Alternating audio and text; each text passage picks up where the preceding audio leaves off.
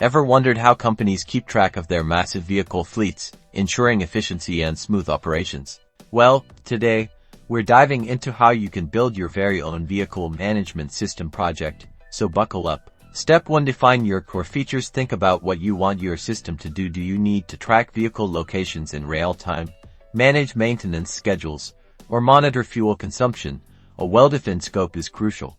Next, design your user interface. A clean and intuitive interface will make your system user-friendly. Consider incorporating dashboards, reports, and easy-to-navigate menus. Integrating key features like maintenance alerts is the next logical step. Configure alerts for upcoming service, MO, and insurance renewals to prevent vehicles being off the road.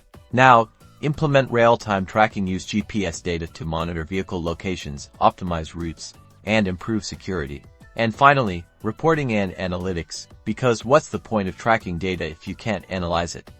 Implement reporting tools to gain insights into fleet performance, identify cost-saving opportunities, and make data-driven decisions.